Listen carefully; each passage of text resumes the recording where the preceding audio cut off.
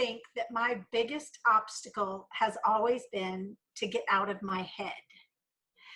And to get over that, I find that I make that leap to get out of my head when I seek the counsel of others. So that's where having a network of people that you trust is very important. So for me, the first thing I do to get out of my head is I reach for God. Now, I sometimes need an additional, push and or pull from humanity. So my husband is a great resource for that. And then certainly my family, my mother and friends. And recently I purchased something called a priority tree. I love this thing. It's a handmade thing that somebody makes out of wood. And it's stacked blocks of things that people put into priority. Your relationship with God, your relationship with your mate, your relationship with your family, church, community obligations, work, all of these things, right? And it's interesting how when that priority tree, for example, those blocks, they stack up and they're not connected. It's like kindergarten when you stack the blocks, they're in a decreasing width. And if you stack them correctly, the priority tree stands. If you try to put the smaller block under the bigger block and your priorities are out of order, it's going to tumble. And so a lot of times getting out of my head helps me see really what's out of priority. So when things are, when I'm faced with not challenges are good and bad. But it's when I'm I'm upside down, inside out, and on fire. Usually it's because my priorities are out of alignment. And usually that's because I'm stuck in my head with some loop. What is an obstacle that you use this, your tools for, that you got over? Can you name one in particular that comes to mind? I have a big obstacle I came over.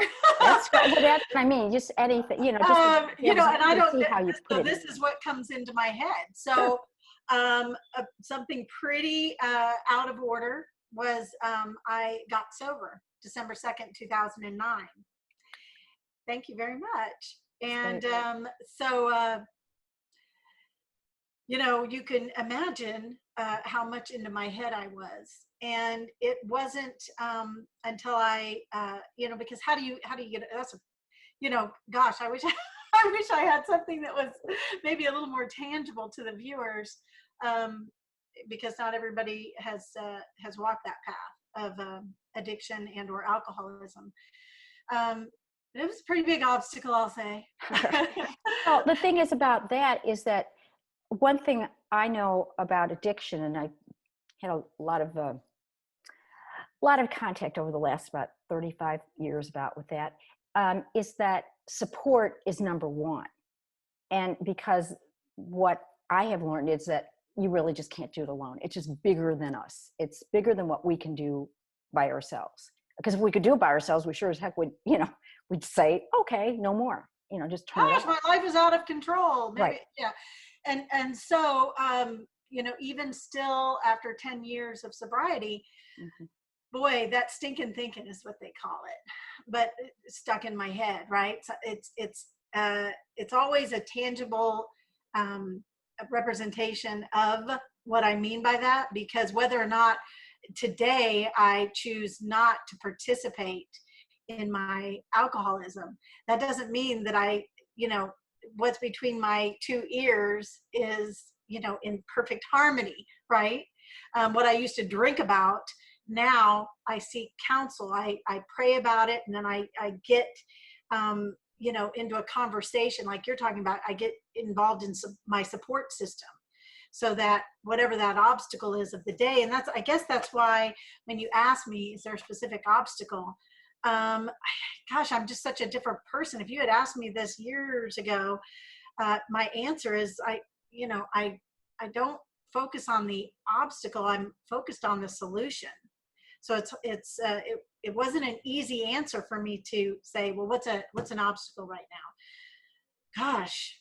Well, that was a great example of it. And the other thing is that, you know, alcoholism, ISM, those are the characteristics, and still having the characteristics of what made you do it in the first place.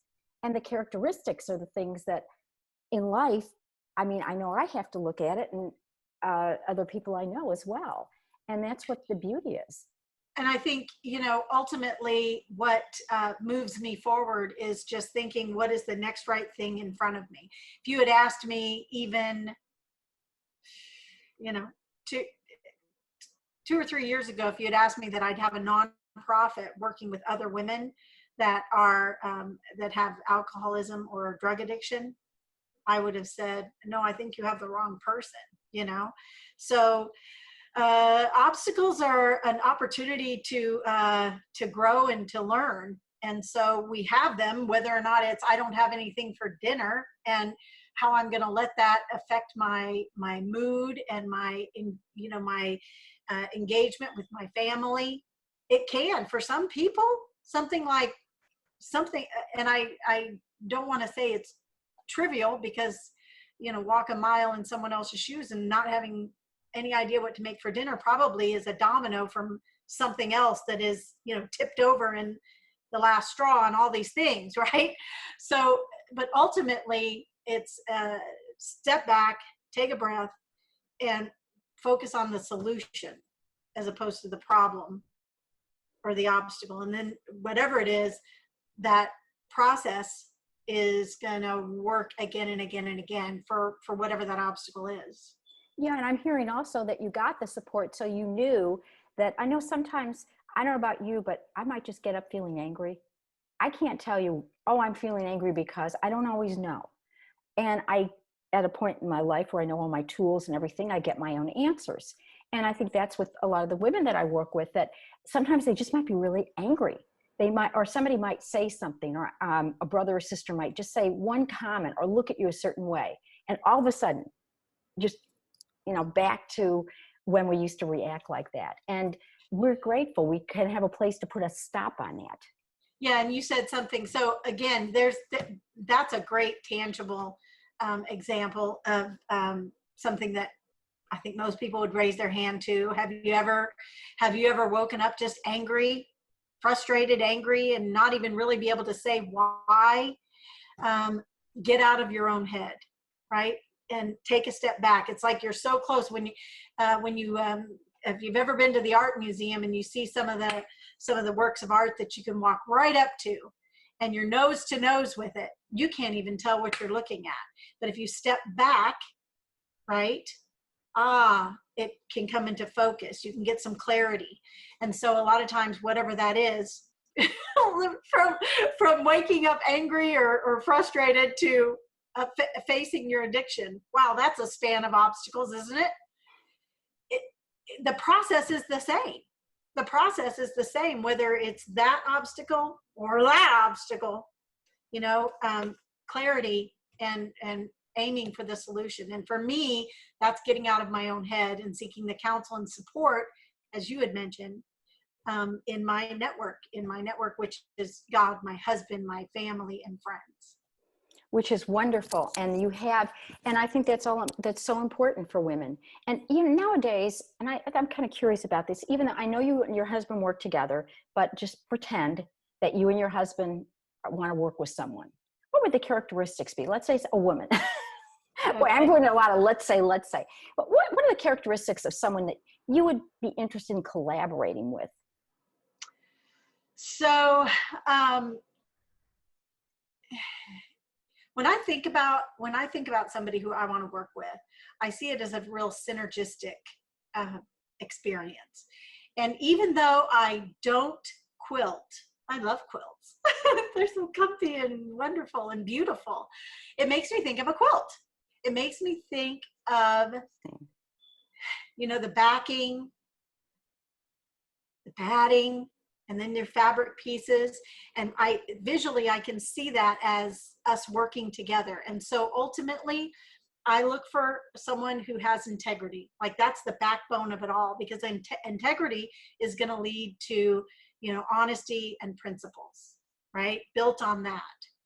And and then I think, well, okay, then the next thing that would layer upon that kind of mutual now relationship is the ability to be compassionate, right? And that's the batting of the quilt, the warmth, right, is the ability to be compassionate with one another, because in our humanity we're not going to be perfect. So if we're working together, we need to appreciate that, right? And then because they're going to be bringing their square to my square, to her square, to his square, whatever it is, that we're a team, and then we're putting this all together. We need to, while we're stitching that together, right, honor, respect, and value their piece. We don't want their piece to look like our piece. You don't, I mean, if you've ever seen a really great quilt, that's not how they come together. You don't have 20 duplicates. And work together, but just pretend that you and your husband want to work with someone. What would the characteristics be? Let's say it's a woman. Okay. Boy, I'm going to a lot of let's say. But what are the characteristics of someone that you would be interested in collaborating with? So when I think about somebody who I want to work with, I see it as a real synergistic experience. And even though I don't quilt, I love quilts. They're so comfy and wonderful and beautiful. It makes me think of a quilt. It makes me think of, the backing, the padding, and then their fabric pieces. And I can see that as us working together. And so ultimately, I look for someone who has integrity. Like that's the backbone of it all, because integrity is going to lead to, honesty and principles, right? Built on that. And then I think, well, okay, then the next thing that would layer upon that kind of mutual now relationship is the ability to be compassionate, right? And that's the batting of the quilt, the warmth, right, is the ability to be compassionate with one another, because in our humanity we're not going to be perfect. So if we're working together, we need to appreciate that, right? And then because they're going to be bringing their square to my square, to her square, to his square, whatever it is, that we're a team, and then we're putting this all together. We need to, while we're stitching that together, right, honor, respect, and value their piece. We don't want their piece to look like our piece. I mean, if you've ever seen a really great quilt, that's not how they come together. You don't have 20 duplicates. That's what makes it so amazing, right? And so I would want someone who it's evident that they have integrity. It's evident that they are compassionate, and that they're excited too about being synergistic and piecing that all together. That's fabulous. I have to ask, what does synergy mean? People have so many different definitions of it. How do you define it? For me, it means coming together, and that coming together creates its own version of another kind of a spark. Wow. Right? So it's not this, it's this. Yes, and creating something better. Reminds me of the like a firecracker. Oh yeah. Oh boy, we're now. For those who weren't there, both of us were teachers. That's why that was something we did with the children. So the firecracker clap. I think I like that more than the kids. I always loved it. But what a wonderful analogy, a quilt, and isn't that beautiful? And I actually, in a little video I did, I talked about the tapestry of life and how we all blend in. And I love the way you put in the quilt. I mean, that really is something that we all can relate to. Can you share a quote or two that comes to mind? Yes. Good. So, two quotes always come to my mind. And one is one I grew up hearing my father say. My dad died in 2014, and I wasn't going to So tear up. soon. Oh, I'm sorry. It's No, a it's a great tear. happy memory, Yeah, of course. of course. And I can see him. I can call him into my heart and into my head Yeah. anytime I want. And so I'm really grateful that I grew up with something he would say, and he would always say, "Onward and upward." And onward and upward.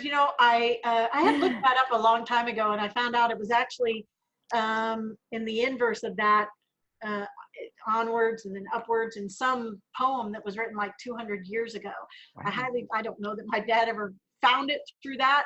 I'm not sure, but for me, it really is a great short, get out of my head opportunity to think about a lot of things. And that is, moving onward, stepping forward into your day, letting the past serve you as a place to have a lesson learned, and upward in the sense that, when it's a spiritual experience for me, as well as how to serve others. And that's just to lift them up.